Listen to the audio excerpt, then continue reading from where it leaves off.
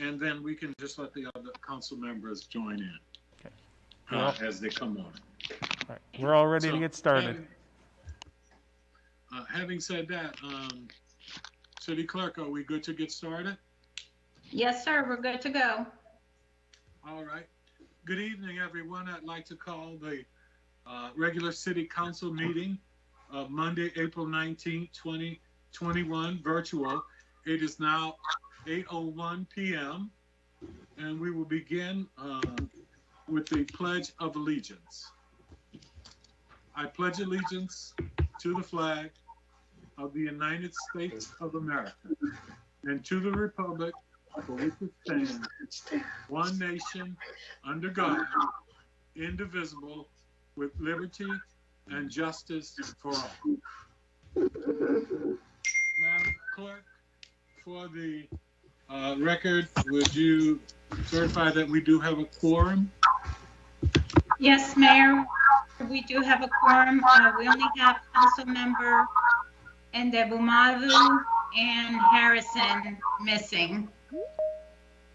Oh, Okay. and there's Councilmember Harrison signing on right now. Okay, great. Having said that, are there any agenda additions, deletions, or amendments? Hearing none, we will move on to citizen participation, and I will turn it over to you, Madam City Clerk. Okay, so for this evening, we've received just one comment, and it's from Mr. David Young from Overchase Lane. It says, "Dear Bowie City Council, I am writing this letter to ask you to review Code 26-2 fences to reduce the setback requirements in the code. Code 26-2 was adopted in May of 1992, 29 years ago.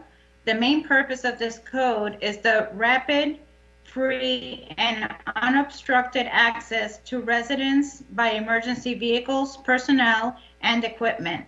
Allow for the unobstructed establishment, maintenance, and creation of public rights-of-way along the streets and sidewalks in the city. Prevent the obstruction or reduction by man-made structures of visibility at corners and intersections for drivers and pedestrians.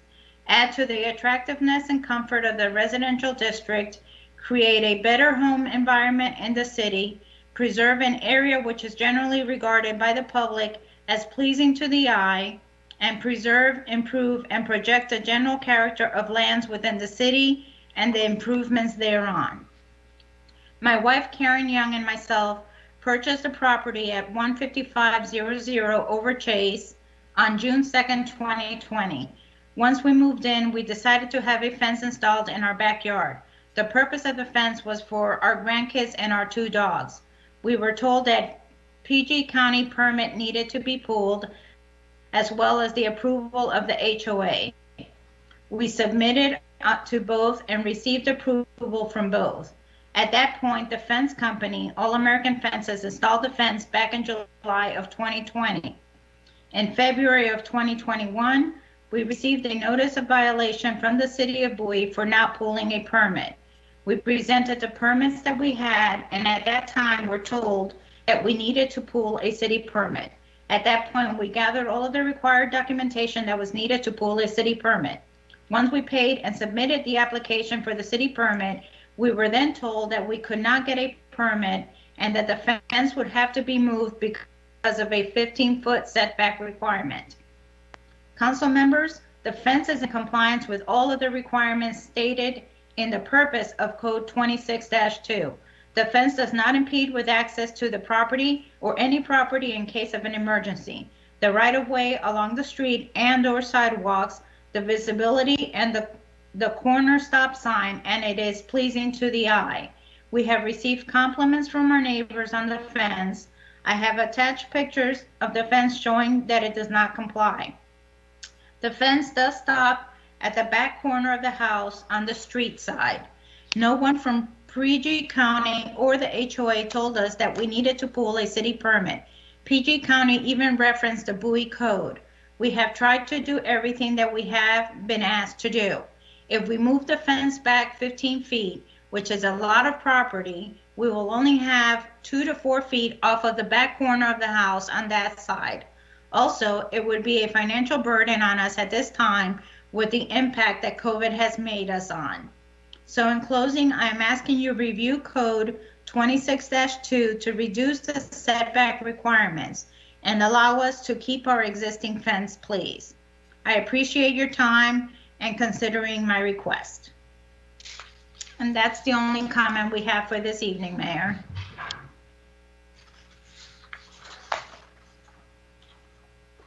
Mr. Mayor. You're on mute. Thank you so very much, Madam City Clerk. No problem. We will move on to the presentations. And if you would please introduce the representatives of the Anacostia Trail Heritage Area. Yes, Mayor, we should have Aaron Marcavitch and Megan Bacco on the line. If either one of you on, you're good to go with your presentation, please. Hey, good evening and welcome. Good evening. Thank you for having me. Thank you for having us, I should say. It is always a pleasure to be with the towns, the communities that are part of the Anacostia Trails Heritage Area, especially after a year of pandemic and all these changes. It's nice to see the familiar faces and people that are out there. As you may remember, the city is part of the Heritage Area, which allows the city to access certain grant funds through the state of Maryland, especially related to history, art, culture, and nature. And we also issue an annual notice to the communities about the dues that are paid by each of those communities. And we like to come once a year, just if anybody from the council has any questions about things that might be happening. But this year, we've been really working very hard behind the scenes on issues related to a countywide civil rights trail, wrapping up work on the Battle of Bladensburg update plan, trail tourism initiatives, and the biggest reason that I'm here and that Megan is here is because of the hiring of a new executive director. I'm coming to you with about a week and a half left to my time with the organization. And Megan has started as of April 1. They have had many years of working for Preservation Maryland, doing digital marketing, communications, and advocacy. And we are very thrilled to have them be part of this organization. We know they're going to be a great fit to work with a lot of local projects, including all the different activities in Bowie. We recognize that the city has some amazing resources, well beyond just simple history issues, arts and culture, and of course, such a wide variety of tourism resources. So I'm pleased to introduce to you Megan. If you need anything that you would have asked of me, grants, partnerships, etc., Megan will be a great connection. So over to you, Megan, for a moment. Well, thank you very much, Aaron, and everybody on the call here should know that Aaron has put in 10 years of enormous work, including expanding the heritage area to include Bowie. So he really deserves a round of applause for everything he's done for the towns in the region. So I'm stepping into big shoes, but I'm very much looking forward to it. I've got my Bay Sox gear, just came in the mail, so I think I'm ready. And trying to make sure I carry the level of service and success that you're used to with Aaron, and of course keep the lines of communication open. So thank you very much for having us. And if you have any questions about our program, you can certainly check out our website, which is mdmilestones.org.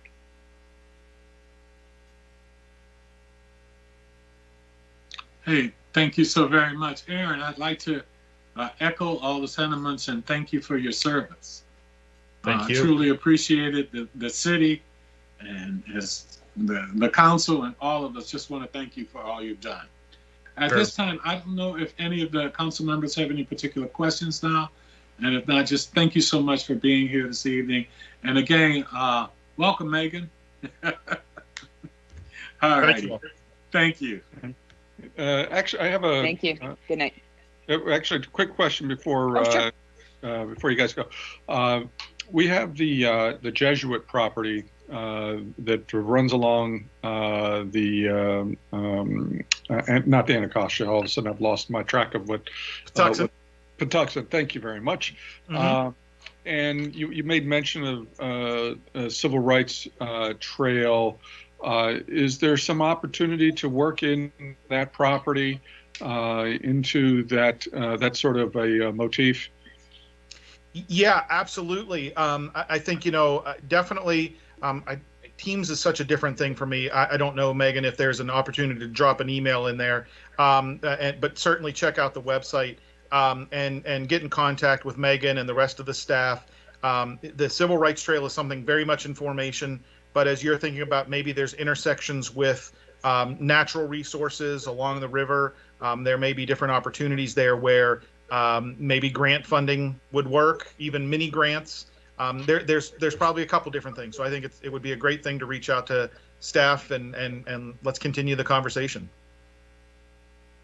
Yeah, it looks like I don't necessarily have access to a chat feature, but my email address is my first name, Megan, MEAGAN, at anacostiatrails.org. So I'd love to find out more about the property, and certainly there's grants and opportunities there. So yeah, please reach out. Thank you. That's great. We'll have the city clerk will get that out to us. Thank you so very much. Thanks again. Good night. Thank you all for coming. Thank you. At this time, we will have presentation by the Heritage Month for the Heritage Month by the Diversity Committee. Thank you. My name is Jennie of 4812 Riverton Lane, Bowie, Maryland. I'm a member of the City of Bowie Diversity Committee.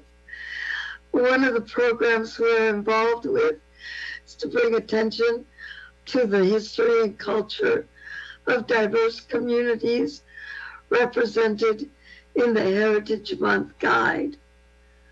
The more recently ended National Deaf History Month ran March 13th through April 15th. April is also known as National Arab American Heritage Month. With this designation, our attention is drawn to the 3.7 million Arab Americans that are part of the mosaic of the American culture. Arab Americans have ancestry in one of the world's 22 Arab nations, reaching from northern Africa through Western Asia. Although these people may be ethnically, politically, and religiously diverse, they share a common cultural and linguistic heritage. These countries include Algeria, Bahrain, the Comoro Islands, Djibouti, Egypt, Iraq, Jordan, Kuwait, Libya, Morocco, Mauritania, Oman, Palestine, Qatar, Saudi Arabia, Somalia, Sudan, Syria, Tunisia, the United Arab Emirates, Lebanon, and Yemen. In the U.S., many people use the term Arab and Middle Eastern as interchangeable, but they are not. For example, non-Arabic countries such as Iran, Israel, and Turkey are in the geographical area of the Middle East, while Arabic nations, Egypt, Algeria, and Morocco are outside of it. The National Arab American Heritage Month was created to recognize contributions made by Arab Americans such as Stephen Jobs, whose biological father was from Syria, He was chairman, CEO, and co-founder with Steve Wozniak of Apple Incorporated in 1976. Jobs is also known as a pioneer of the personal computer revolution that profoundly changed our modern culture. The Arab American community in Maryland reaches almost 42,000, with the majority being of Egyptian and Lebanese heritage. Thank you. That's it. Thank you so very much. All right. Presentation. Any questions, anyone? If not, again, thank you so very much for being here this evening. All right. Thank you. I don't see anything for our boards and committees. Seeing none, I will move on to council announcements. Are there any announcements by any of the council members at this time? Hearing none, we will move on to the city manager's report. Good evening, Mr. Mayor, City Council, and residents out in TV land there. I don't have a report. I'm just anxious to get into the budget. Thank you, sir. Thank you, City Manager. Having said that, we will now move on to the consent agenda. Mr. Mayor, I move to approve the consent agenda. Second. It's been moved and properly second. Discussions? Hearing none, call for the vote. All in favor, please respond with an aye. Aye. Aye. Aye. Opposed, same favor. Hearing none, motion carries. Is that correct, City Clerk? Yes, sir.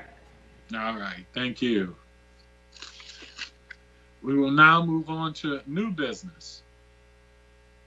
And it's the KFC at Collington Plaza. I will turn that over at this time. Good evening, Mayor and council members. For the record, Frank Stevens from the city planning staff, here tonight to review with you the proposed KFC at Collington Plaza detailed site plan. This is an informal briefing and presentation for the conversion of the existing Capital One Bank building to a proposed KFC fast food restaurant. As you can see from the first attachment, this entire area is Collington Plaza. Southbound 301 is over here to the right.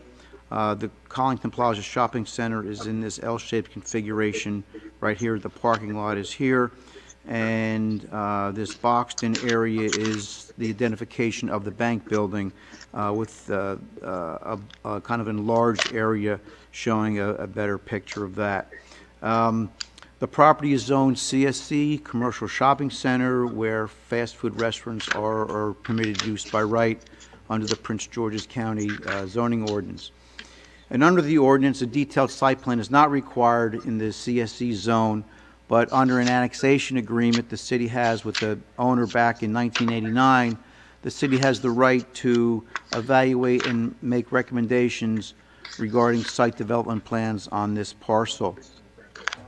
Under this particular proposal, there are no changes to the building footprint of the existing bank building, or are there any changes to the parking area? This is an enlargement, again, of the immediate vicinity surrounding the existing bank building. The Collington Shopping Center is off to the right, and 301 is down at the bottom of the page. There are 5 modifications to the building, both exterior and interior, that we have discussed in our staff report on pages 1 and 2, and that are shown on these attachments 3, 4, and 5. The existing canopy that's on the western side of the building will be removed, and a new window to accommodate the drive-through operation will be located in the center of the western elevation.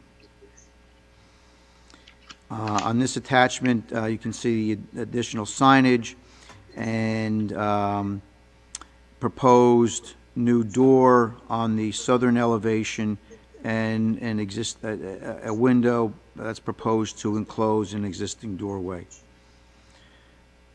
And lastly, there are changes proposed to the interior of the restaurant to accommodate the new use. For the reasons that we've stated on page 2 of our report, we're recommending approval with the 2 conditions that are stated in the report, and sending the attached letter, the letter that's attached to the report, to the applicant. This concludes the staff presentation. We have a gentleman on from CMS Associates who's here to briefly talk about the new use for the KFC facility. Thank you. Thank you.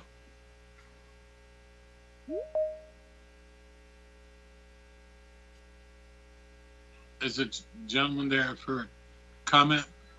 Yeah, my name's Rich Wilkinson. I'm with KBP Investments. We are the franchisee of KFC that would be opening this location, and our civil engineer, Mr. Cenero, has just jumped on. I believe I just saw his name pop up. I'm here, yes, sir. Oh, there you go. You can take over from here. Well, I was watching it and actually was waiting in the waiting room for the wrong meeting, so I kind of missed what was actually said. If there were any questions, I know that is Robert Goldman on as well, the architect. Yes, Robert. I did see Robert is on. So we both have our civil engineer and our architect in case there are any questions. We think we minimized any real changes to the facade, just some minor changes, obviously to accommodate the drive-through, but it should look and feel just like it currently does within the development, with the exception of the Capital One signage is being replaced with KFC signage. And I do know, this is the civil engineer, Jeff Cenero, I do know that there were 2 conditions, and there are no issues with those conditions as far as the striping to more define the drive-through and the pedestrian access.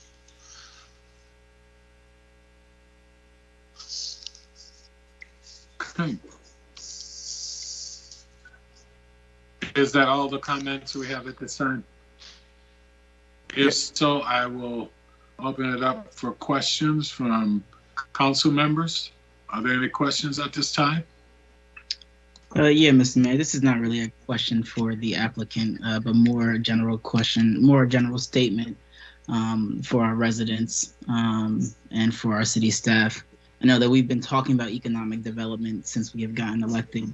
And obviously this is one of those instances where the developer is within their rights to put this there, right? I get that it's zoned accordingly. And let me say at the front end of my next statement, CMS Associates, we appreciate your interest in coming to the city of Bowie, right? We all believe on this call, and especially my colleagues here in city staff as well, we all believe that city of Bowie is a great place to open a business, which is why you guys are taking advantage of that. However, I do want to reiterate what I've been saying for a year now. This is part of the reason why we need a strategic plan on economic development, right? KFC is not one of those Class A businesses that our residents want to see.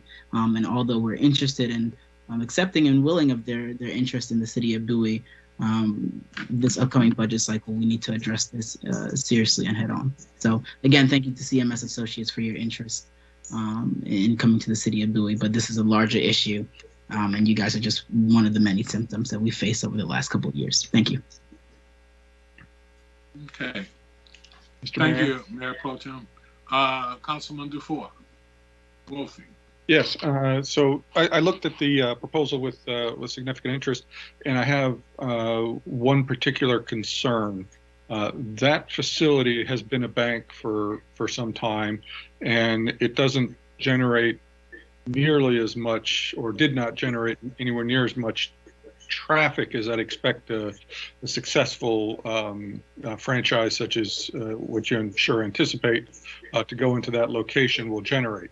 And the concern I have is that the traffic coming out of that drive-through dumps right onto the main entrance to Collington Plaza. And there's traffic coming in off of Route 301, and they come whipping in there, coming in on that entrance, and they come whipping around the corner. And I've seen it myself on a number of occasions where you have people creeping out of the drive-through exit, and either nearly getting hit or waiting for some extended period of time such that they feel comfortable that they can go. So one of the things I want to ask both the applicant as well as our staff is what can be done, recognizing that the facility exists as it is, what can we do to mitigate the risk of traffic accidents with the increased traffic coming through that drive-through? I expect that there will be people who will lose patience. Someone, will probably try and get around people that are waiting patiently to try and get out. It may back up the traffic in your drive-through lane as well. And I expect that there will be some people who will try and make a left turn coming out of that drive-through so that they can get back on southbound 301 without having to go to traffic light on Excalibur. I'd like to start actually with staff to speak to that as well as the applicant. Well, I think that the stop sign that's proposed and accepted should help that situation. I'm sure that there has been that similar movement previously when the bank was operating. There are other alternatives to vehicles exiting the drive-through window, such as turning right and perhaps going through the Walmart parking lot and then out onto Excalibur Road. But I think what's proposed should make a difference, a positive difference. The stop sign to me makes, frankly, no difference at all when you have people coming around. I think the concern is people trying to make a left turn out of there, and people backing up. And my concern is that, as far as the business is concerned, that it won't be good for business either. If it backs up your line as people are waiting to get out safely, or if there's, heaven forbid, an accident there, that you end up with a meaningful problem and a deterrent from people using that facility. And maybe there's an opportunity to put something in the median there to keep people from trying to make the left. That would help to some degree. And there may be some opportunity to adjust the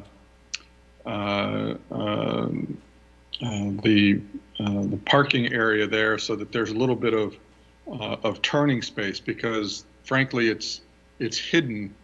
People coming out of there are hidden by the building itself, and it makes it difficult for people to see.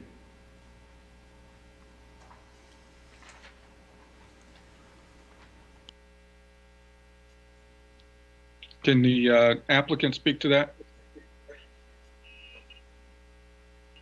Yeah, as the applicant, I understand and I've been there and I see your concern. We do have a fair amount of stack, but I agree on the exterior exiting portion of it. I guess we can modify and look at talking with the shopping center people to modify that traffic flow to pull it away from, like you said, pulling straight into that lane that has a tendency of people flying coming off of 301. Yeah. Okay. I think that's my big concern is the safety issue there. Right. I certainly don't object to you to using the property for that which it's intended, under rights. But I am concerned that you guys will, particularly in today's world order, where there's a lot more drive-through traffic than there used to be for restaurants, that there will be a significant amount of traffic, and hopefully that would be successful for you guys. But I'm afraid that success could lead to some incidents there. What do we think the path forward is on that? Well, this is the civil engineer. I think you make a great point, and there's definitely several opportunities to help channelize traffic in a more safe manner, either in all the different aspects we've already discussed.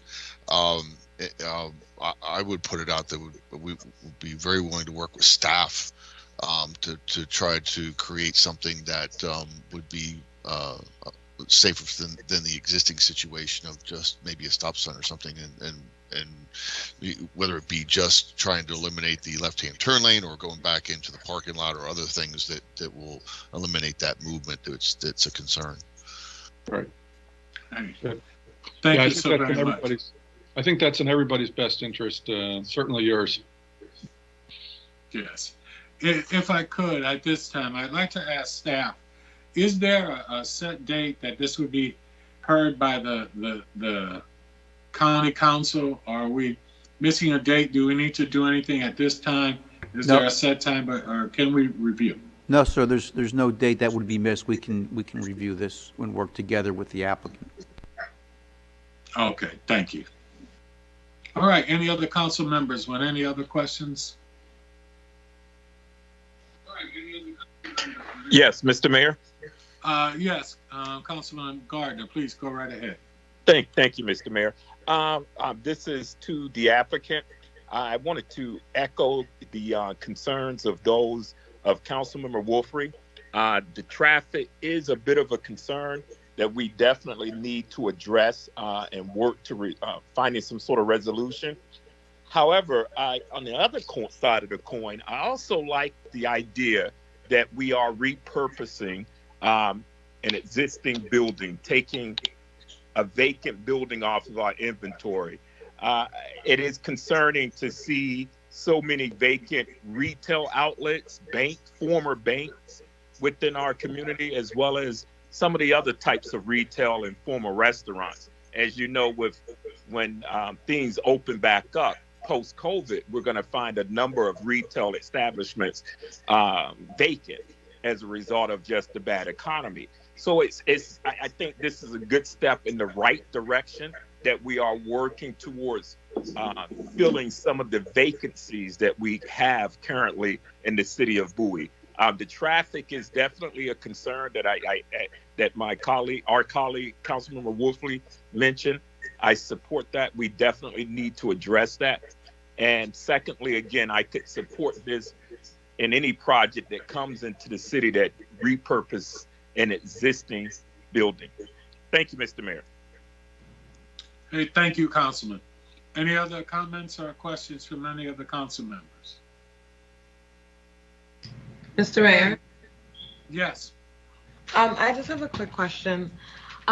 Just want to say thanks to the applicant for coming forward to the city council and just presenting the plans. My question is approximately about how many jobs would this bring? The job count for the restaurant would be between 20 and 30 jobs, obviously depending on volume and the number of people per shift. Okay, sounds good. Thank you so much. Yep. Thanks, Mr. Mayor.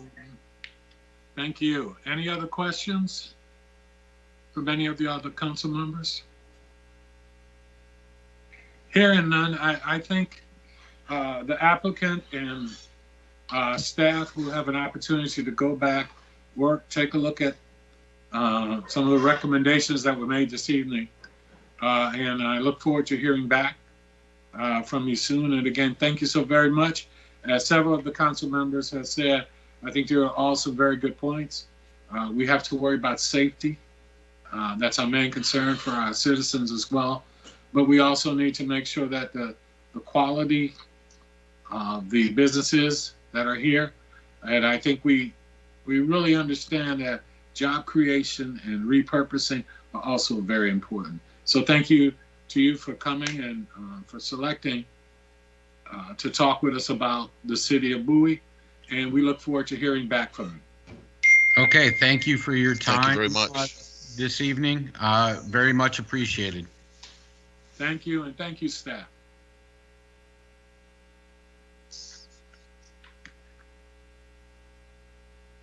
Okay, we are at the point where I will entertain adjournment so we can go to the work session.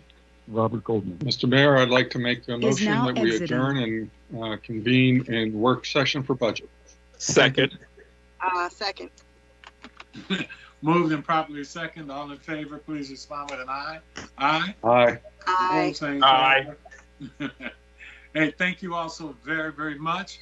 We are now adjourning the regular meeting, and we'll be going into work session number 2. And on that note, I will be turning it over to staff. Mr. Mayor, Yes. may I be excused?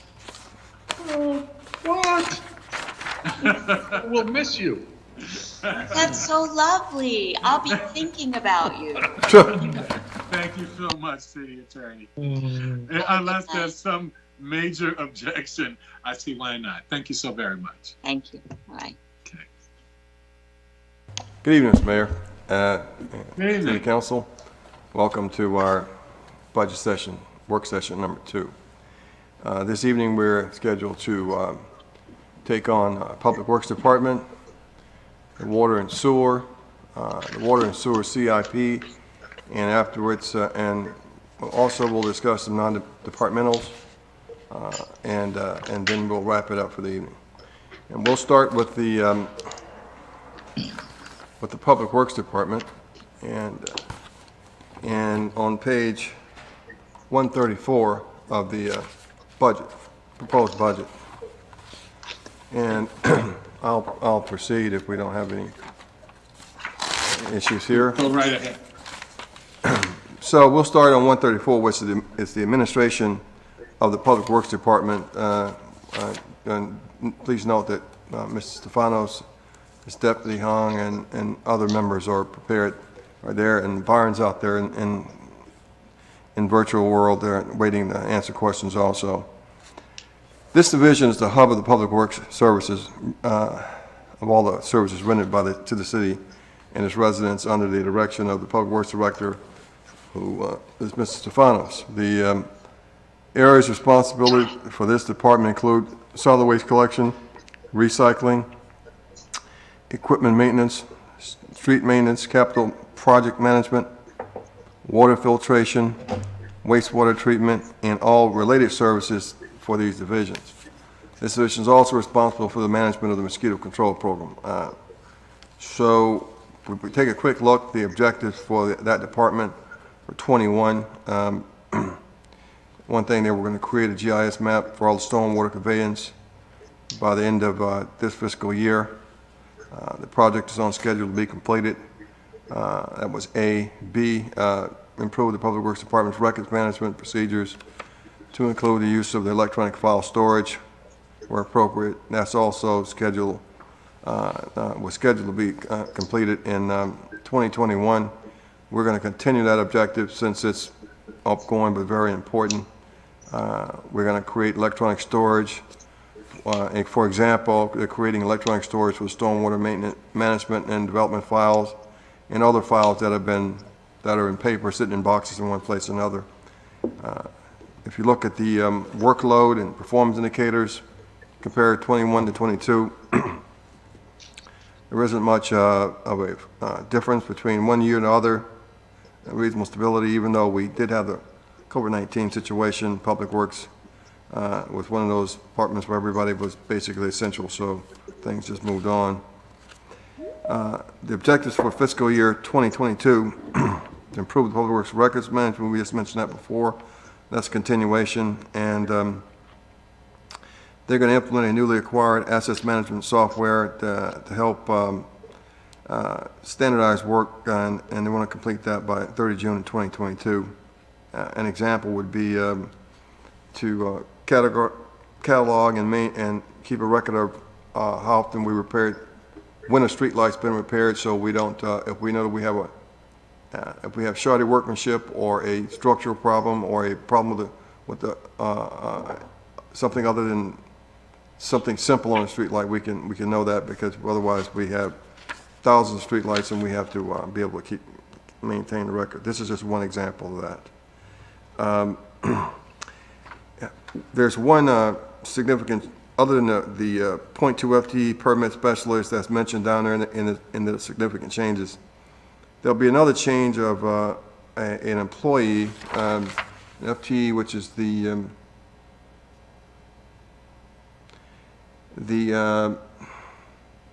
business branch manager. Yes, excuse me, branch business manager. That position will be changing from 37.5 hours per week to 40 hours per week. And we missed that. And also the evidence shows that all the other supervisors are 40 hours, and the only difference between this person and the other one is this one's a female and they are male. So we're going to correct that and avoid any gender bias in that respect. So that'll be an additional $8,052 for the year. And if we go to page 135 there, and we see that our FTEs are about the same from last year, 13.1. We're going to have 13.3 with the additional 0.2 that was added, that permit specialist. Also, there is a in this particular division, personnel costs and salaries and fringe benefits are the heaviest expense, with $1,220,200 on salary and wages and $400,300 in fringe benefits. And of course, this houses the public works director, the assistant director, and project management and all that. The decision makers in the department. Any questions for me or George or anybody on this particular division? Yes, if I may. Quick question for you back on page 134, the driveway permits. George, can you tell me, or perhaps who's best to tell me a little bit about when those are required and what we've done to publicize the need for those?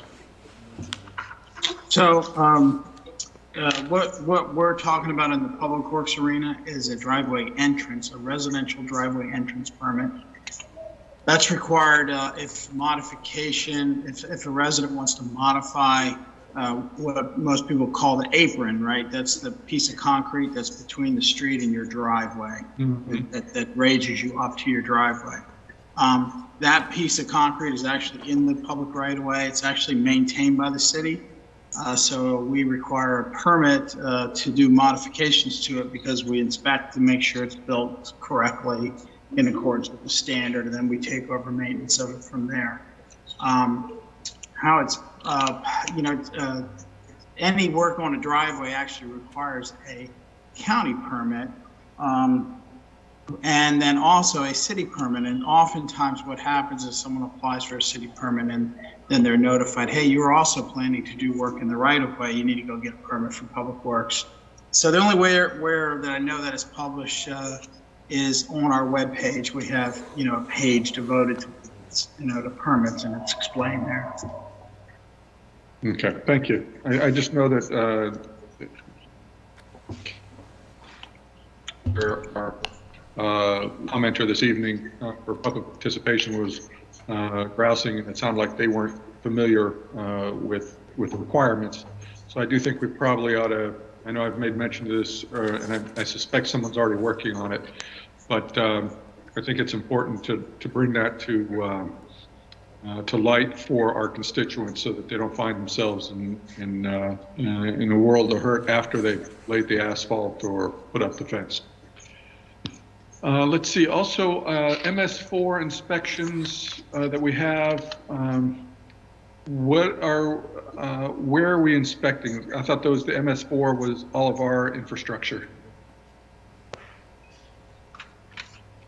Is there I'm sorry, a particular 134. thing you're directing your question I'm at? sorry, page 134, and it says number of annual MS4 inspections completed. Those are stormwater management facilities. Part of the MS4 permit is what we call post-construction compliance with stormwater management. So after a stormwater management facility is built, the city is required to have a program to make sure that those facilities are maintained so that they continue to provide the stormwater quality they're supposed to provide. So that's what those inspections are about. We inspect both the public facilities that are maintained by city, and we supervise the inspection of private facilities, which there's actually more private facilities than public facilities. They will be typically smaller facilities located on a commercial property. So the 230 represents the number of stormwater management components that's going to happen year after year? Yes. Okay. Thank you. All right then. Any other questions regarding that particular division? If not, we'll move to page 137, which will be the equipment maintenance and the garage. Description by the maintaining and repairing of city vehicles and equipment is responsibility of this division. There was one objective for 2021, which was to shift the preventive maintenance and inspections from contract to in-house for 5 additional refuge vehicles starting in July 20. They accomplished that. What that equals to is rather than having an outside contractor perform the preventive maintenance services for those vehicles, we are doing it ourselves, which over the course of a year saves us approximately $5,000 in outsourcing funding. So that's a good thing. You look at the workload indicators, again, Public Works continued to roll on in 2022, and the indicators are very similar from 2021. The objectives for 2022 was to finish the renovation of and organization of records and plans room located in the garage, and the assess and develop the replacement plan for the garage auto truck lifts by December 2021, and maintain ASC instruction certifications by June 30, 2022. So in this particular department division, once again, of course, we only have 4 people in that division, so the salaries and fringe benefits are low compared to others. But as you can see down on page 138, there's a $159,700 for repair and maintenance costs, including such items as transmission repairs, motor replacements, differentials, and are included. It provides contractual funds for preventive maintenance services and inspection of vehicles. Also, funds for the maintenance and repair of all mobile radios and city vehicles, base stations radios and city radios repeaters, with the exception of radios in solid waste, police, water, and wastewater division. So that pretty much wraps it up for that particular division. There's no significant changes in the budget for the equipment, maintenance, and garage component. Good leadership and really hard-working people in that division, for sure. Any questions about that division?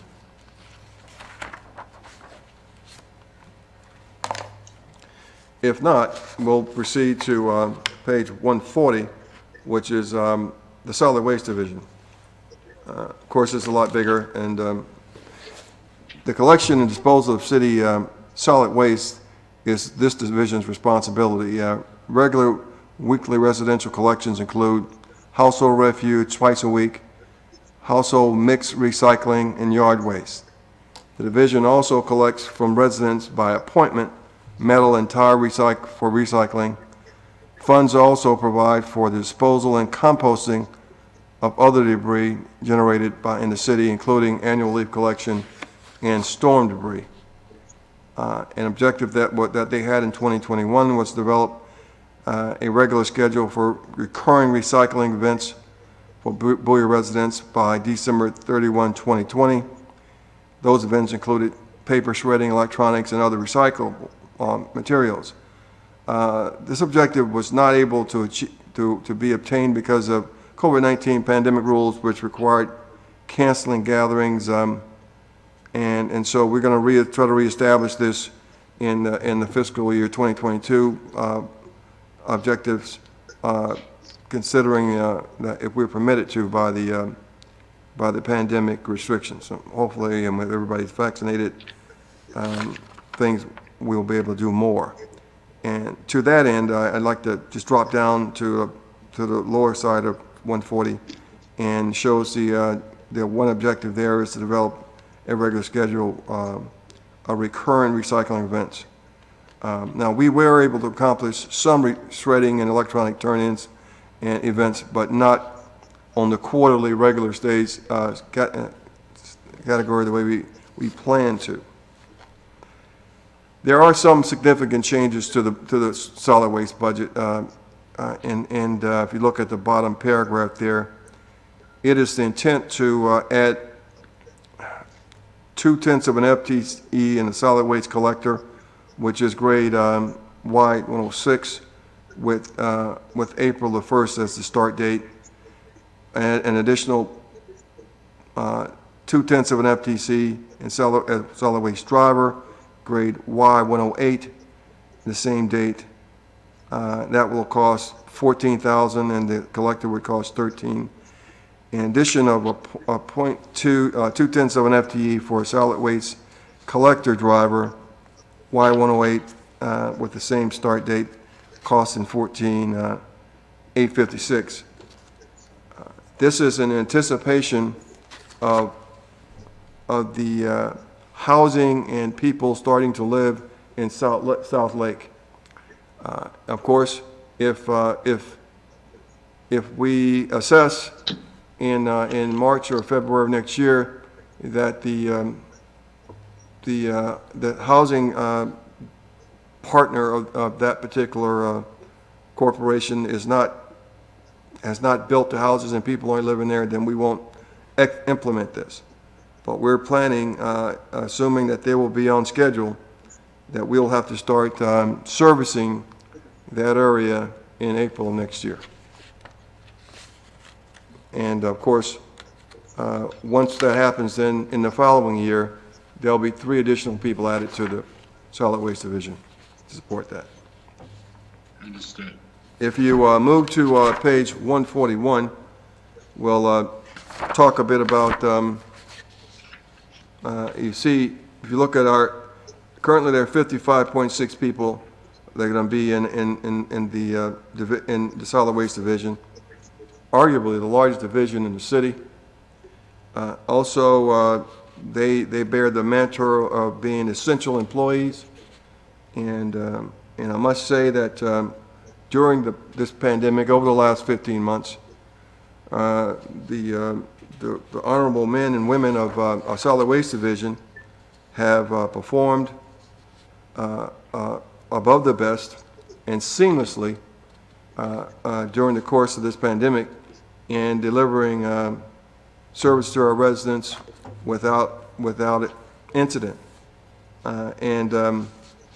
And so our objective now is to get everybody vaccinated so they can continue to do their thing. As you can tell, with a division with more than 50 people in it, our largest expense is salaries at $2,984,400 listed there. Fringe benefits over $1 million. As you can also understand, since we collect twice a week in recycling and some food composting, the other large expense for this division is the $1.9 million we spend in disposal fees of solid waste and recycling and other products that we collect from our residents. One of the things that occurred during the shutdown this summer, it seemed like everybody was cleaning out their garages, and putting things out, and especially in Northridge. And that really put an extra load on our the division, but they handled it quite well. That seems to have tapered off now, but that did affect the volume of our disposal. And we have, there's money listed in the bottom of page 141, $144,000 for repairing of all vehicles, radios, and engines, engine overhauls, and other components of these trash trucks that we have to maintain. And so also, if you look on page 142, under operating supplies, there's a significant amount of money, $386,000 for batteries, tires, ignition parts, antifreeze, and other diesel fuel and oil and other things that we need for our vehicles. Are there any questions regarding the solid waste division? Yes, I have a quick question, actually two quick questions. The first is, with regards to this year's estimated number for personal services, we have it at 3.8 million. I would have thought that would have gone up a little bit because of COVID, but we were able to avoid that. Is that correct? Yes, we were. We believe our projections are you speaking in particular what the salary and wages are? Yes, sir. Right. We, Byron, can you chime in on that? Yes. We think we got it right. Sure, Al. You were right on the mark there, Al. Most of the increase, Councilman Woolfley, was in the last fiscal year. The cutoff for the salaries due to the pandemic was stopped in June. So we basically accumulated all of that salary expense for our employees within the last fiscal year. So we won't see much of that unless we go into the shutdown again. Exactly. Of course, in late April and May, we were, when the facilities were shut down, we were required to pay a premium pay to the solid waste employees and the police and rangers. We were able to recover a good amount of that money through the CARES Act, so we were made whole, if I can use that terminology.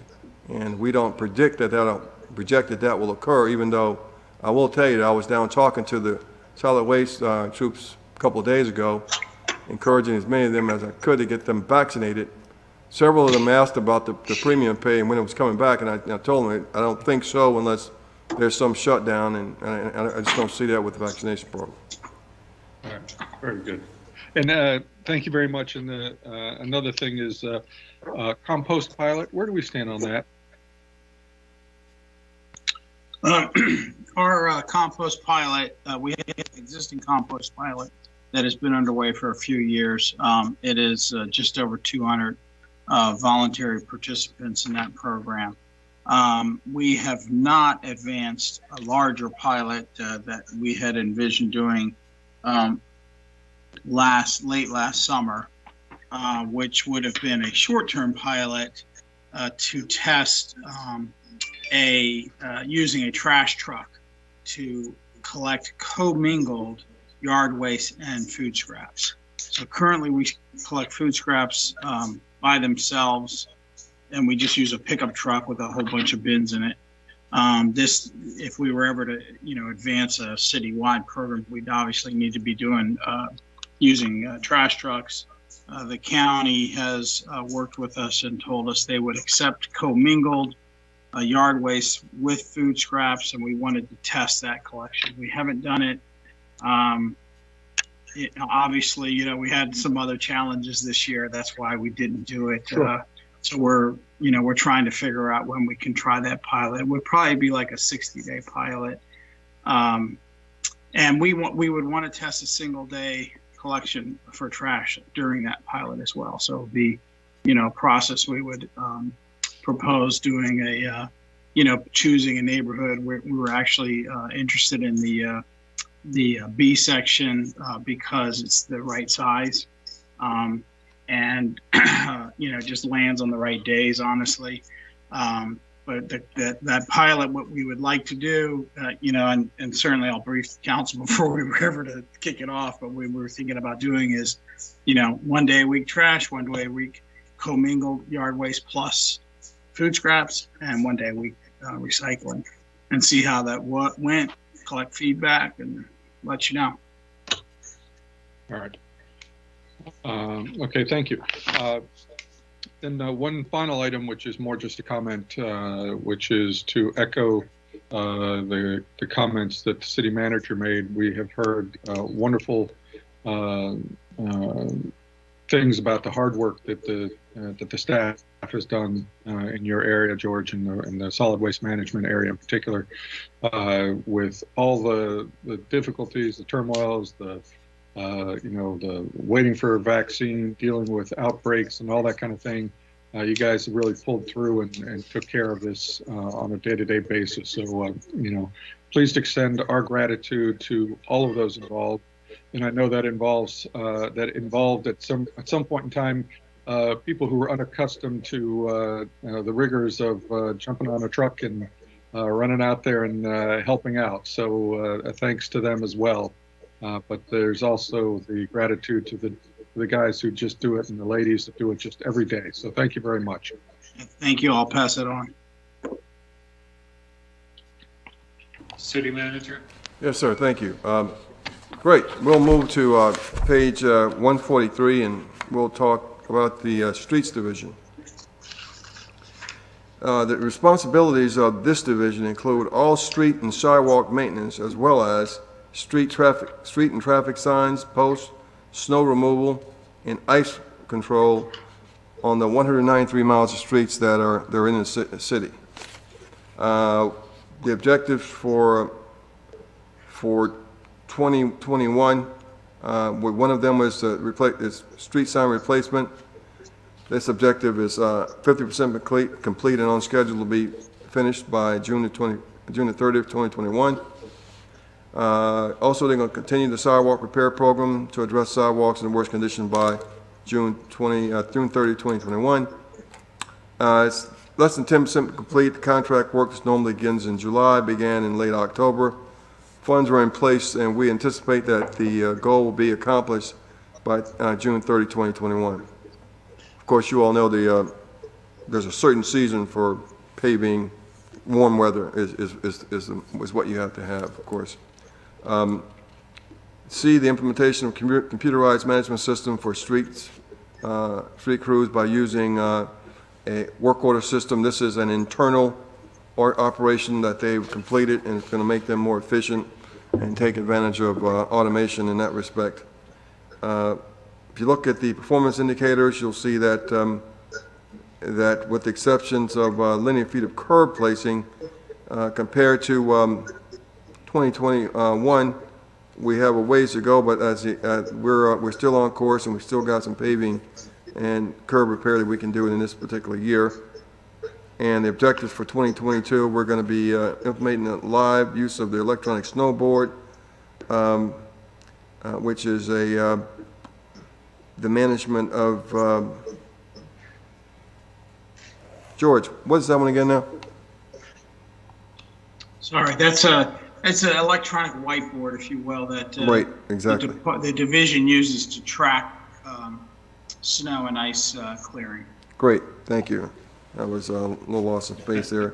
Also, we've got the annual sidewalks repair program, and as usual, the training employees on the work order tracking system that I mentioned earlier. The street sign replacement number 4, which is something we do, and one of the things in living in a nice suburban environment, people like to have the streets marked properly and maintained, and this division does a great job there. Significant changes here. There are some bookkeeping adjustments there. We're going to eliminate the 0.4 of an FTE for an intern, which would be X102 at a cost of $12,352, and we're going to add 1.4 FTEs for seasonal labor, Y105, and that seasonal labor would be the leaf collection person at a $65,006. When you look down in the middle of page 144, you'll see that there is an addition of a 20, going from 25 25.7 in 2021 to 26.7.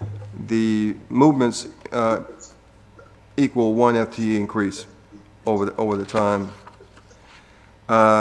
Again, this is a 27 people in this division, so the big expense of personnel expenses, $1,006,000 for salary and wages, and $21,900 for fringe benefits, which is certainly understandable there.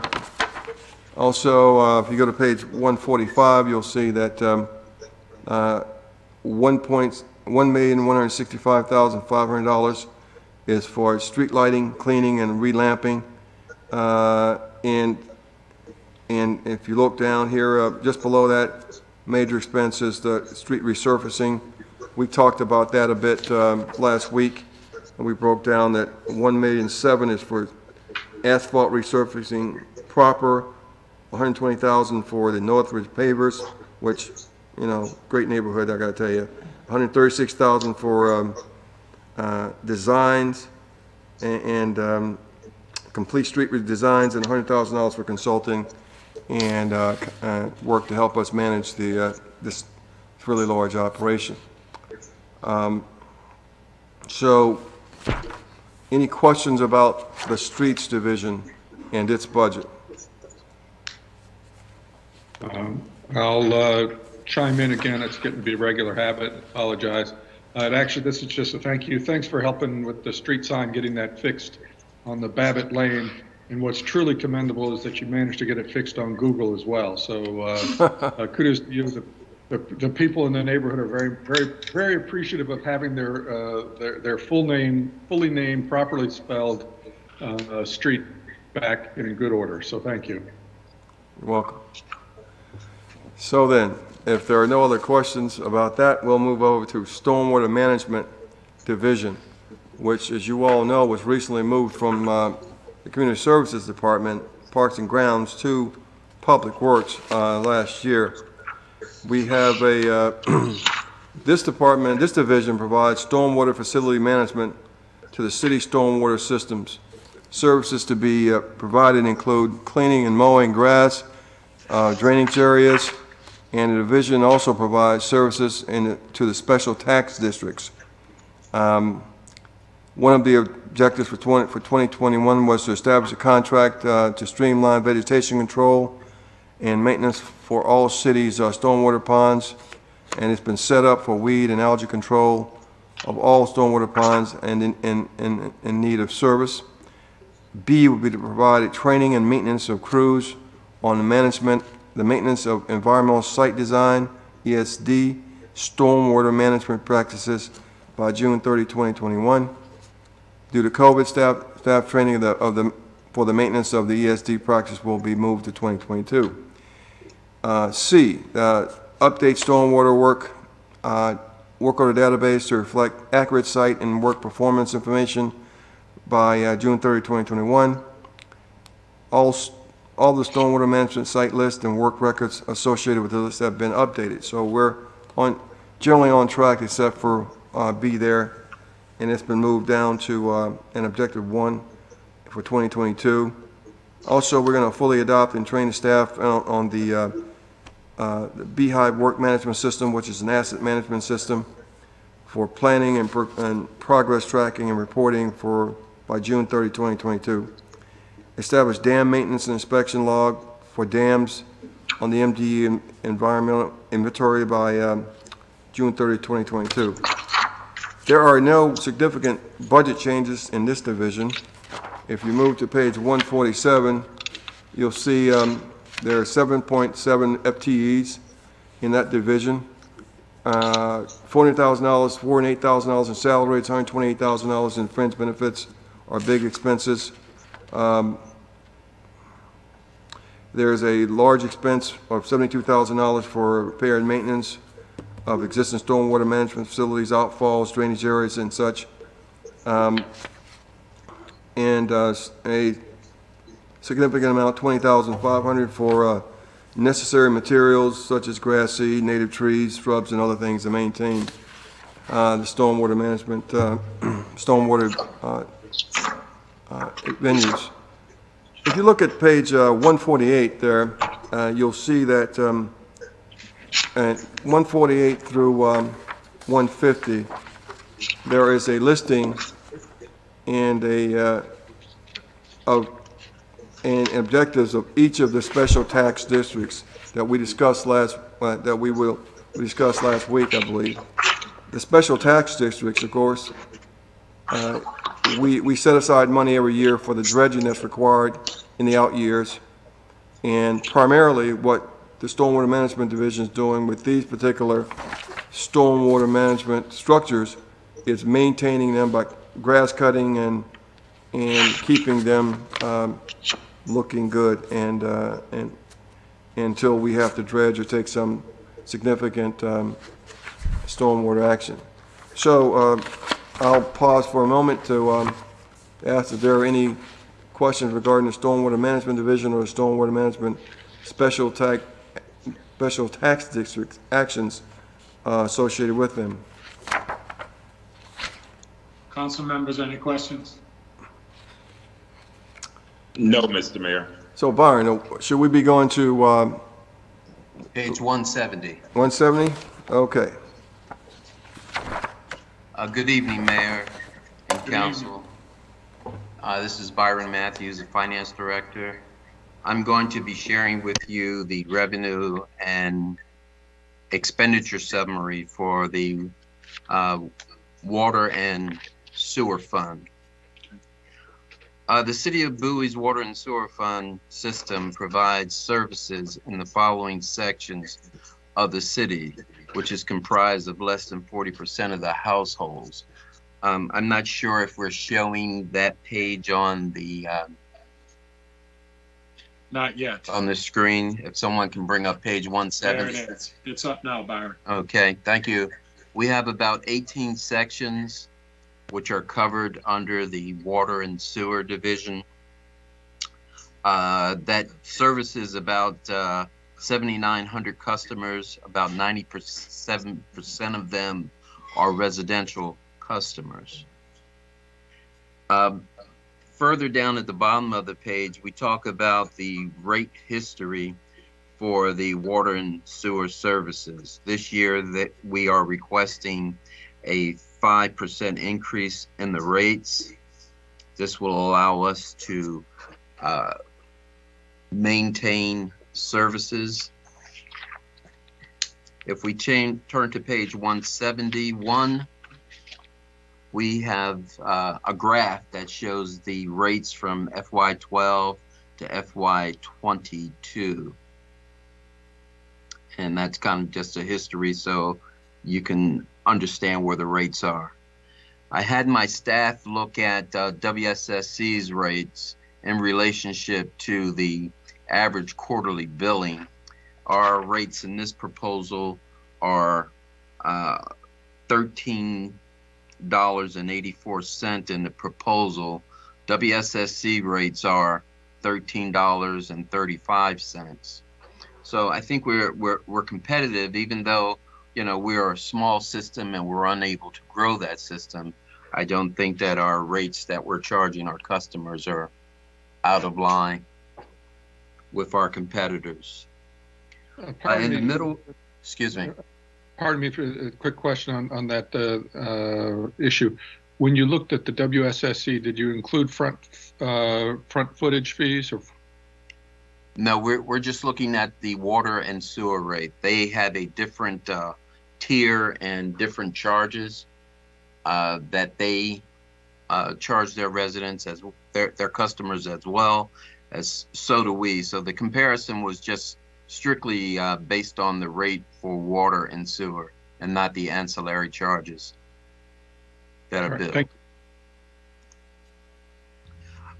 The funds requirement in the middle of page 171, we try to give the residents a breakdown of the water and sewer divisions, what the revenue sources are and what the expenditures are, and show down at the bottom that we will require the use of the fund balance of 1.8 million in order to balance the budget for FY22. Moving to page 172, we show you a forecast of the fund balance from years estimated FY 21 through 27. And as you can see, as we get to FY 27, we are still within the city's fund balance policy of 25% of expenditures. Beneath that, we show what our criterias are that we're using to develop the out years as far as the amount of gallons produced in water, our minimum charges, our renewal and replacement charges, which will go up in FY 24. The expenditures for our operating departments are increasing by 3%, billing and accounting by 6%, and our non-departmental overhead costs will increase by 6%. Our debt service schedule is used as of June 30th, 2020.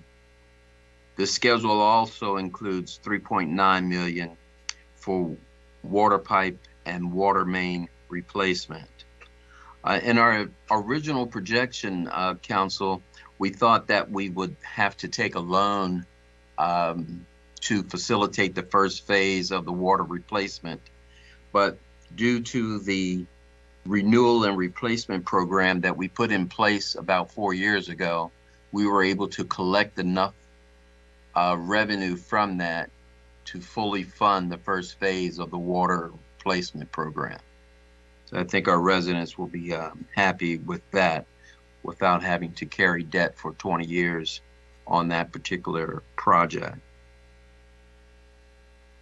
If we move to page 173, which is a summary of the major revenue charges for FY 22, you can see at the top of the page, the appropriated fund balance to balance the budget is $1.8 million. And we have all of our other revenue sources listed for you: renewal and replacement, water sales, usage surcharge, our minimum charge, our other revenues, any bond proceeds, and any state grants that we receive. The graph below just shows the percentage of revenue per the total budget of $10.4 million. On page 174 is more of a drill down look at what makes those revenue numbers, and we've provided a more detailed listing of what's included in water sales, what's included in the sewer surcharge and the minimum charge, the other operating revenues, and last, the other financing sources. And as you can see in our line, appropriated fund balance needed to balance this budget is $1.8 million. Now, if we did not use, Council, I just want to make everyone aware, if we did not use any of the fund balance to balance this budget, we would have had to increase the rates by an additional 15% to balance the budget. We use that fund balance in order to try to stabilize the water and sewer rates, and we've been able to do that over the years. On page 175 is the revenue detail, and this gives you the support for our calculations for our revenues and where all of those component parts are coming from. Just another drill down so residents can plainly see how we're generating the revenue for the fund. On page 176 is a summary of all the expenses at the department level: billing and accounting, the water supplies, sewer treatment, debt service, and non-departmental, and transfer for central support. This transfer of central support is a calculation based on all other divisions, excluding the finance department, who contribute their time, mostly salaries and benefits, to the water division, water and sewer division. Beneath that, there's a chart of a breakout of the percent to total based on the categories previously mentioned. City Manager, I will pass it off to you on page 177.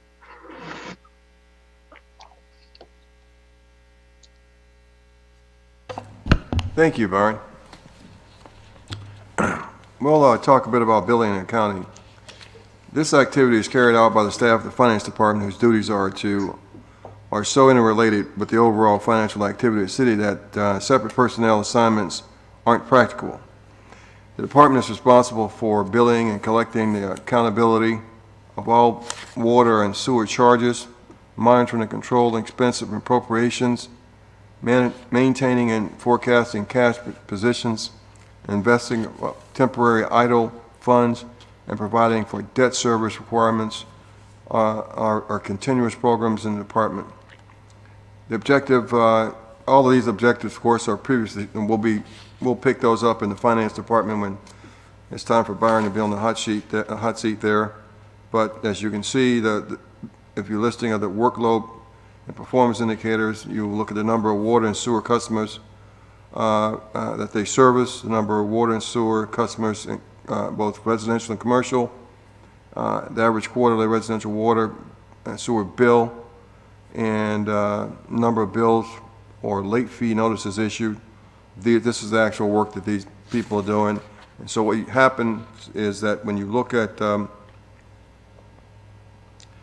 if you look at page 178, you'll see that 4.9 FTEs are dedicated to the billing and accounting for the water and sewer funds, and it involves percentages of the of one FTE or another. You see 0.3 of the finance director, 0.2 of the assistant director, so forth and so on.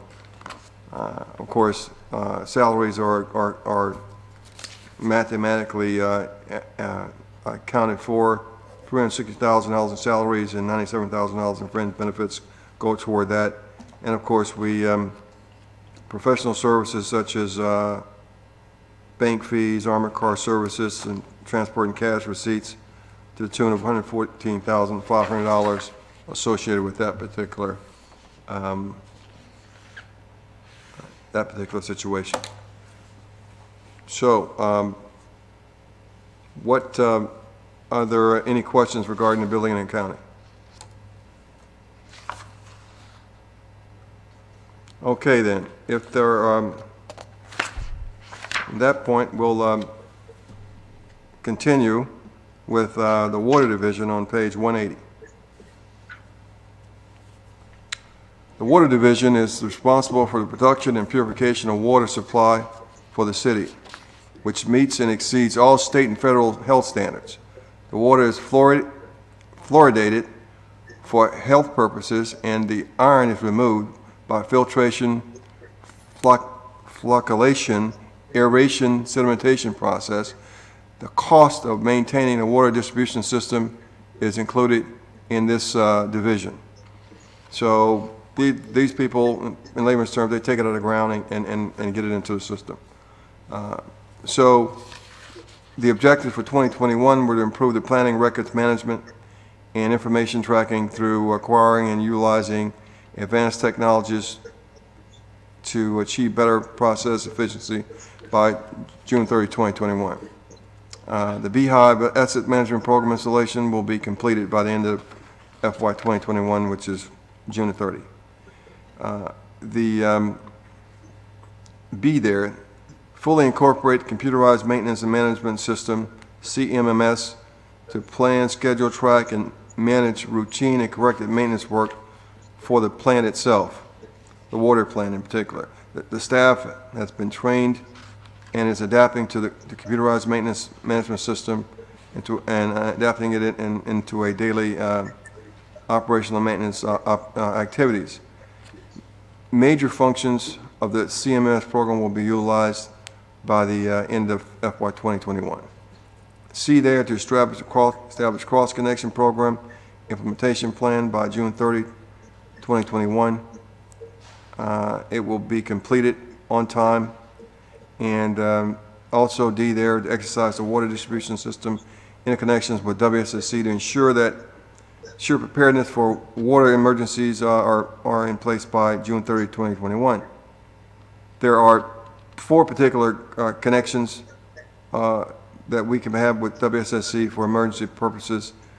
There's an MOU in place for 2. We are working to obtain MOUs for the interconnections at Old Chapel Road and London Lane.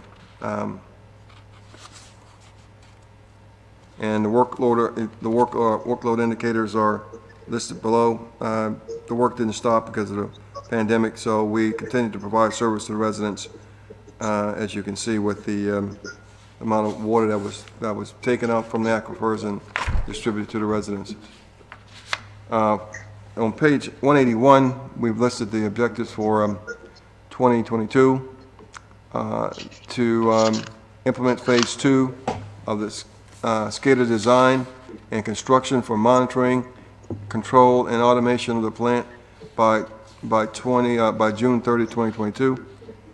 Establish preventive maintenance program using HIPPO CMMS assistance by June 2022. Fully adopt and train staff to utilize the Beehive Asset Management Program for work planning, progress tracking, and reporting by June 30, 2022.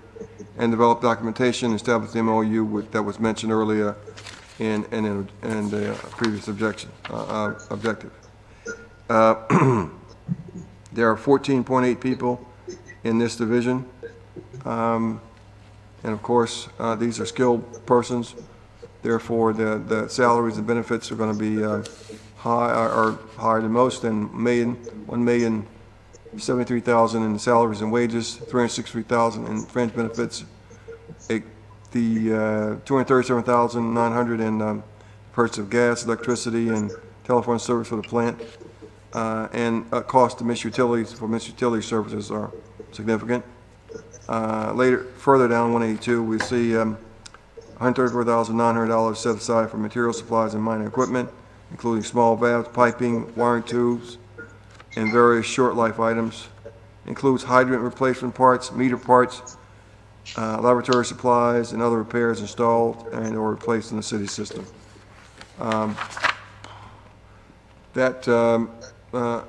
There's one other significant expense here.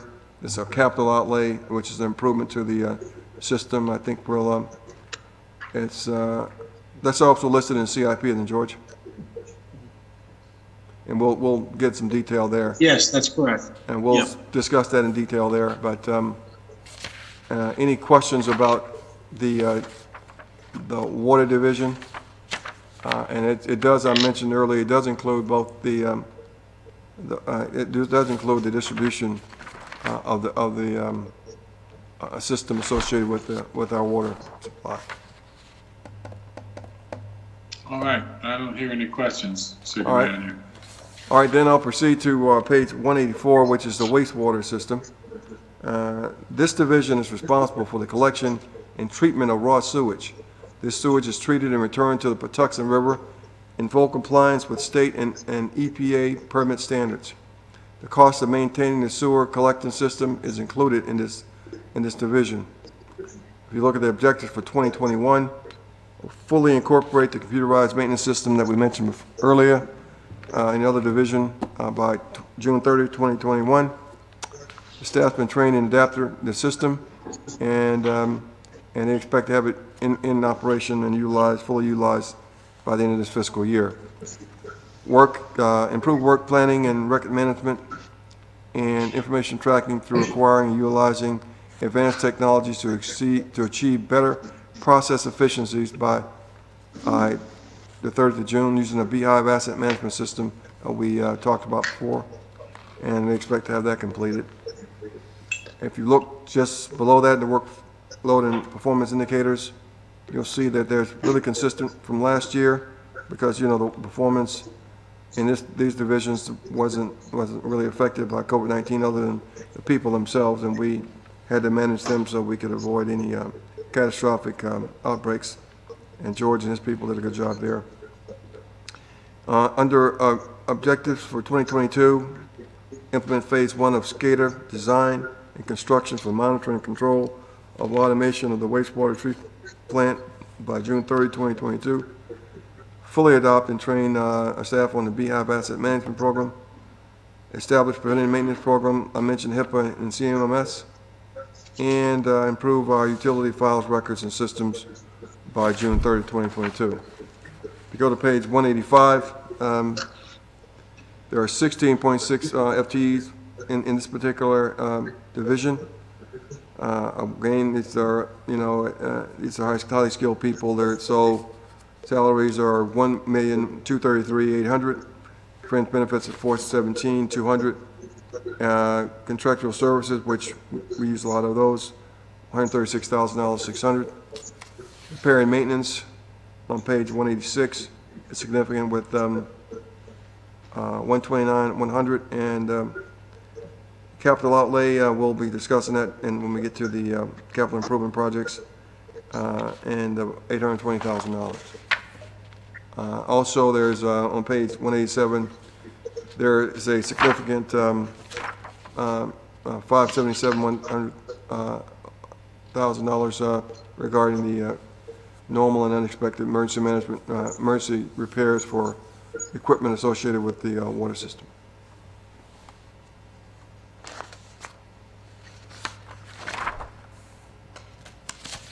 So then,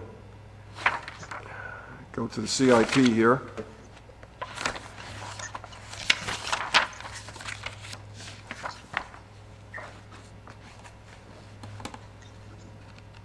Page 281.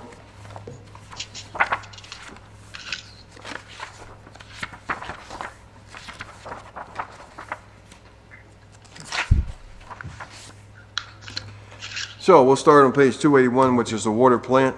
There is there's a project listed which provides improvements, recapitalization, and major repairs for the city's water production, storage, and distribution infrastructure, including a water filtration plant, water wells, storage tanks, distribution piping, and valves. We're planning to spend $165,000 in 2022. So George, if one of you guys want to give the details of that, I appreciate it. Hong, I'm going to ask our Assistant Director, Hong Yin, to speak to that. Hong. Okay.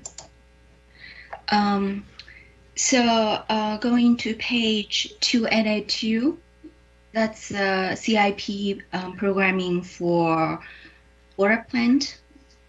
So the table under project cost summary, we listed, project plan for the from 2021 all the way to 2027.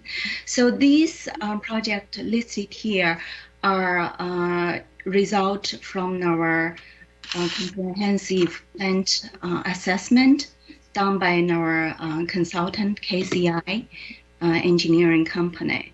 Because our water plant is built in 1960s, a lot of equipment and system really are in urgent need of replacement or rehabilitation. So based on the field assessment and their engineering analysis, they basically give a priority based on different processes. And according, to this prioritized assessment, we grouped the projects, as listed here. So in FY22, we have one is a SCADA implementation program, and we also have hatch and ladder improvement, inline monitoring equipment, as well as aeration system design, repair and upgrade, total $165,000, and other systems that are on the priority list are big items like the filter replacement system, which will cost construction, estimated to be like 1.7 million. So prior to that, we will have the design. So we have design planned in FY23, and well 5 replacement is another, efficiency, which we find out from our assessment. So we have the design, planned in FY23, and construction, planned in 25. And some other big systems that are on the top of the list are the low lift pump station upgrade. So the low lift pump station is currently under design, and then construction are also costly. So right now that project, is planned in 2024. So focus on what's upcoming, the FY22. So the first on the list, is a SCADA program. So I'd like to bring up that, we are probably, I would say probably the only one, or only, remaining one or very limited municipality that doesn't have SCADA system especially in this region. And SCADA program, we actually started the design and construction in 2020. So far we already have the remote system built in the remote system, in the SCADA control. So FY22, we just continuing implementation of the SCADA, have the remaining plan process put in the SCADA control and monitoring. Bringing the SCADA system will greatly improve our operation efficiency, treatment performance, as well as significant savings in labor cost. So would and in the meantime, it will bring modernization to the plant control and make us more in line with current standard. And the hatch and ladders, 25,000, is to address the remaining deficiencies, in some of the vault access, on the ladders, and cover hatch, cover to provide safe access environment. And inline monitoring equipment are kind of associated with SCADA implementation, because SCADA implementation cannot live without the probes and sensors. So these are 20,000 inline monitoring are targeting the sensors needed for the SCADA implementation. And aeration system repair, 60,000. I would say we'd like to make some change, request some change for this item, because when we first prepare for this budget, we our plan was we are going to actually adjacent Crofton plant in Anne Arundel County generously offered their decommissioned vortex aerator to us for free. And now our current aeration system, have some deficiency, the support distribution plates and some of the plates, kind of like detached and in bad shape. And so we thought that that was a great opportunity. We can just need to spend some money to confirm, this installation is feasible, and then also hire a contractor. to perform the installation. However, after the budget submittal, we realized that in our flocculation system we have plan to have 4 flocculators, which would provide the capability for the suspended solids to be able to be separated from liquid stream. And we, out of the 4 flocculators, 1 flocculator completely failed, and the other one, we recently find out that half of the sprockets and then the chain system, failed. So initially we thought that, we'll just hire a contractor to do the repair. But it turns out that the repair costs are, very expensive. And then in addition to that, the whole flocculation system has been, has went through, quite some repairs actually for many of the 4 units. And so we feel like, for this 60 years, units, maintain cost is so expensive, it makes sense to do a comprehensive evaluation, because now, there are some good technology out there, it is time to do a research to find the best system for us. So we actually we actually send out our RFP seeking consultant, to propose, what are the potential system can be used to retrofit our flocculator. So, given the urgency, we kind of prefer to defer the aeration system upgrade to later years, maybe FY23, and then using the $60,000 allocated for the aeration to do the design for the flocculator system repair and upgrade.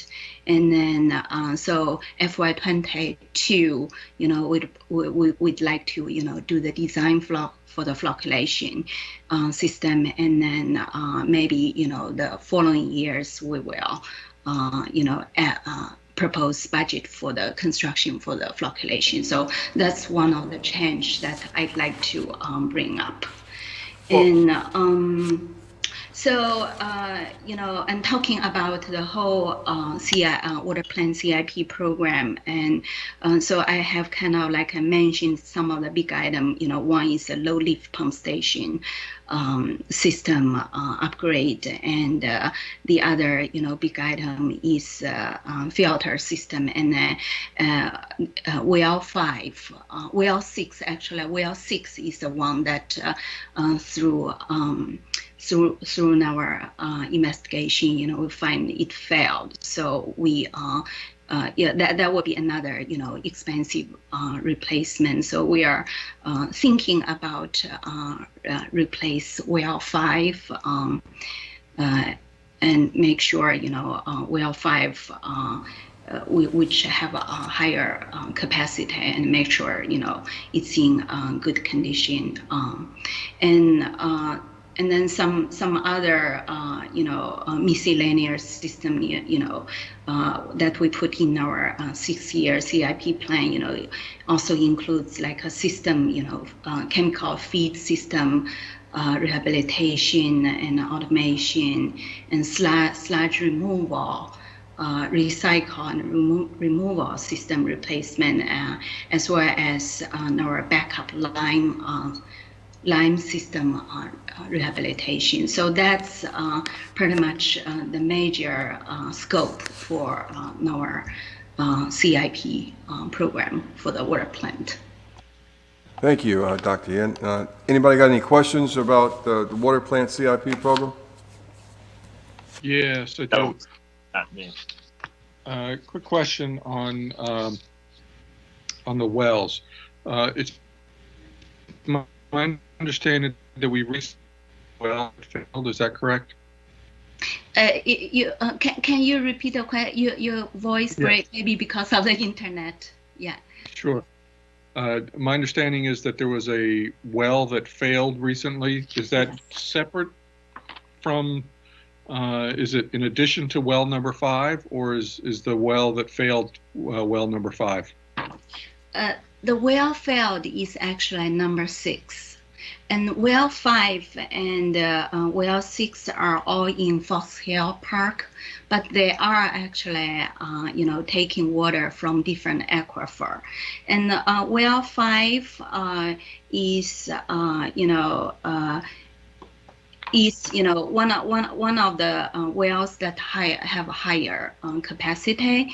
So that well, I think, is also building, around 1965. So it is time, to do our, assessment and then make sure, it's in good condition. So we actually, would like to. In fact, we have 6 wells at our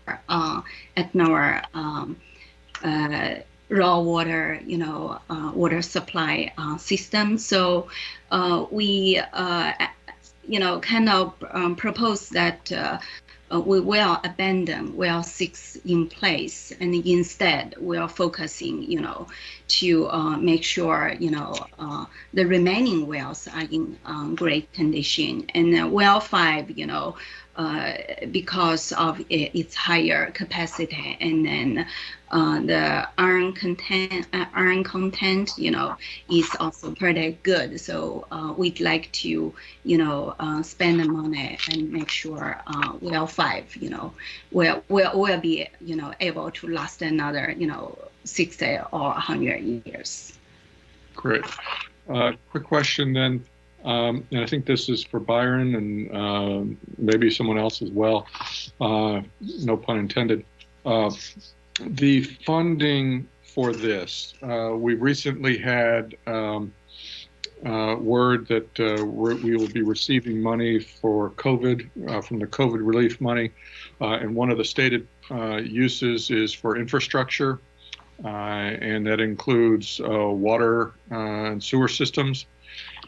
Have we put thought to using that money for replacement of the well and/or other components that we need to do work on, to include the sewer line replacements, the water line replacements that are currently underway? Yes, Councilman.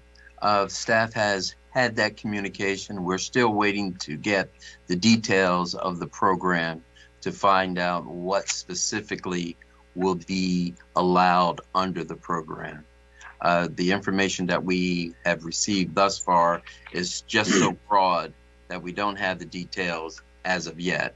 But staff has considered that would be a funding source that we could tap into for the replacement of the pipes. Great. Yeah, excellent. And because I do note that we have a number of items here that might fall into that category, whether it's tank painting or pipe replacement or well replacement. I think we would do well to make use of that money in that manner, because I think that would help us significantly in keeping our water rates down. All right, let me know as soon as you hear anything back, please. Thank you. Okay, sure will. So then, any other questions about the water plant, CIP? If not, no. We'll proceed to page 283, which is the repainting of the water tank. And this is, the city has 3 water storage tanks, interior and exterior. The tanks are required periodic repainting. We've set aside $13,000 to do that. If you look at page 284, under fiscal year 2022, the Bradford Lane tank painting design is set up for $7,000. Media Lane tank post-construction inspection for $6,000. That's total of $13,000. And you can see out in 2023, we are scheduling the Bradford Lane tank painting, repair, and construction for $199,200. Any questions about the repainting the tank water storage tanks? If not, we'll move to page 285, which is the wastewater treatment plant. This project provides for major building renovations and improvements of the wastewater treatment plant. I think as mentioned before, there's an electrical upgrade of $100,000. There is a sewer lateral replacement set up for $80,000.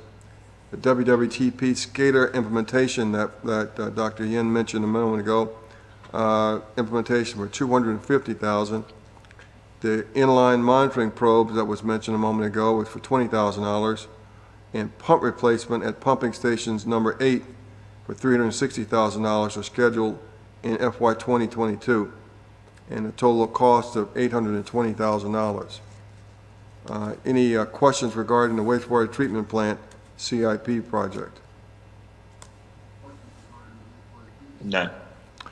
Okay then, this is one we all know too well, the water distribution system recapitalization.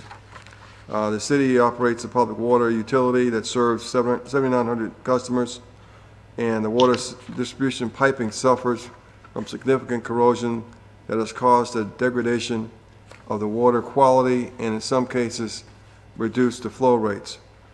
And so the city anticipates borrowed $3.9 million from the FY 2023 or 2025 funds for the replacement of damaged pipes and to replace water meters throughout the city. If you'll go to page 288, you'll see that we've broken it down for fiscal year 2022, which meter replacement for years 6 and 7, $275,000. Construction and inspection management services for first 2-mile pipe replacement project. Phase 1 is $2,060,400, and hydraulic modeling for $5,000 for a total of $2,340,400 for this particular project in 2022. And as Byron mentioned before, the latest amount of money that's been promised by the federal government, they have yet to effectively write the rules or distribute the rules as to what it would take and what qualifies for those funding. I mean, there's been a broad statement about infrastructure, and but we're waiting on what the details are so we can aggressively and apply for what pertains to us. Also, you know, that's potential for earmarks, even though albeit limited, but still that's a possibility for funding now and in the future. That concludes my CIP review. Any questions about the water distribution system recapitalization project, or anything that we've discussed this evening? City Manager, I'd like to redirect us for the last sections, if there are no questions. Go ahead. Council, on page 188, the non-departmental page for Water and Sewer Division.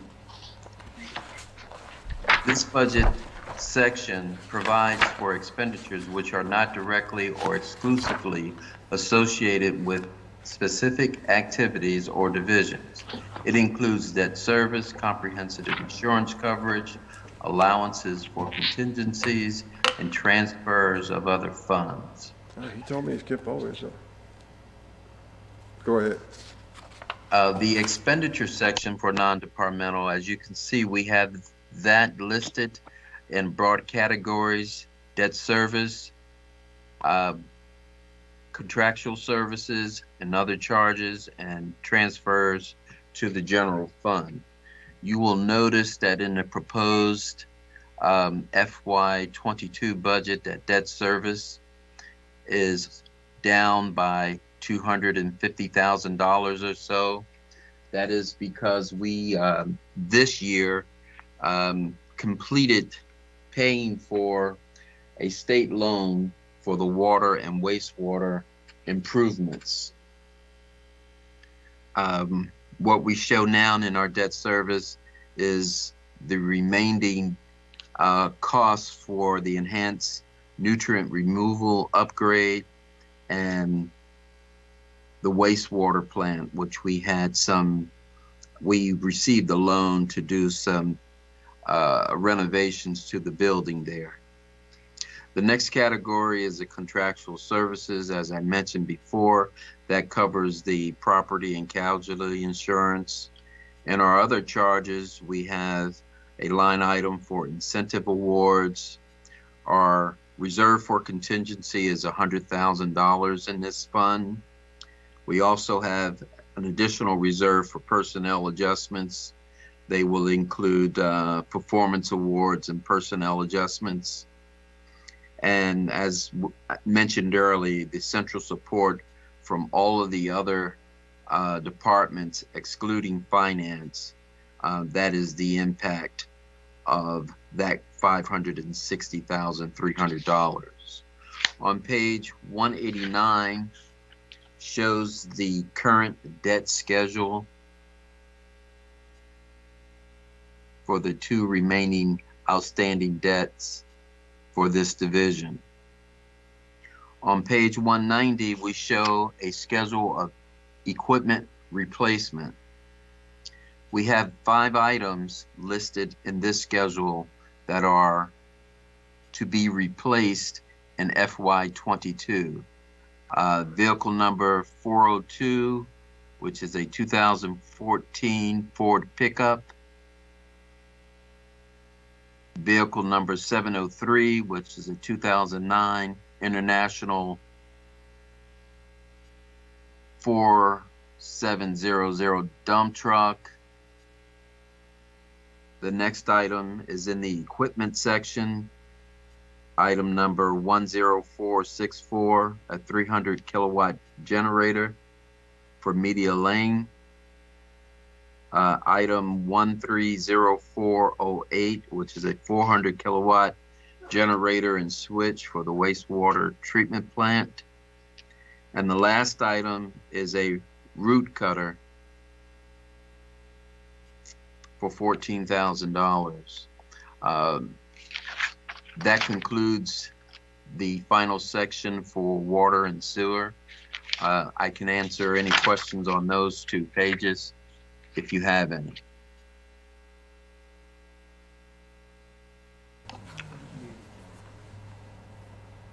You're muted, Mr. Mayor. Mr. Matthews, I was saying thank you so very much for the detail and the time to go through all of these items. As always, a great presentation and a lot of good, valuable information, not only for us as a council, but for the citizens as well.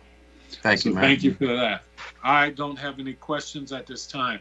Do any of the other council members have any questions? No, Mr. Mayor, not for me. Okay. Me neither, and it was a great presentation. Thank you so much. Yes, and I guess I'd like to say at this time, before we go any further, to all of the staff, thank you so very much. We know we go through this and we see this, but we know how much time and effort has been put in to this in advance. Yeah, we do practice a little bit before we come up here, Mr. Mayor. And, I don't know if it shows or not, but we do practice a bit. So I just want to say thank you, and on behalf of the council, but also of the great community that we have here in Bowie, that we do appreciate, and we do know it's painstaking, but we know how important it is. And I do want to congratulate Byron and the whole team and all of you again. The accolades you receive for what you do, but it shows in what you present to the city. So I just want to say thank you for that, and we do appreciate all that you do. Thank you, Mayor. I appreciate the kind words. Okay, any other comments or questions from anyone at this time for the city manager or any of the staff? Mr. Mayor, our work's done tonight. Thank you. Look forward to budget session 3. Yes, I understand. If there are no further questions at this time from the council. We're getting towards budget number 3. That's right. Looking forward to work session 3. Hey, thank you, everyone. And again, to all the staff and everyone, Thank you so much for your support and your continued making the progress we need to within the city and making sure we understand the numbers and understand where our tax dollars are going. So again, thank you very much. And on that note, if there's no other comments. I'll make a motion, given that we need to, the first step in getting to session number 3 is adjourning session number 2. So I'll make the motion to adjourn. Second. Hey, thank you, everyone. It's been moved and probably seconded that we get ready for work session 3. All in favor? Aye. Aye. Aye. Hey, nays had the same favor. But again, thank you all so very much. Appreciate all your time and effort and look forward to seeing all of you again soon. And again, remember, please stay safe. We are still in the pandemic. Hey, Godspeed and have a great night. Good night, everybody.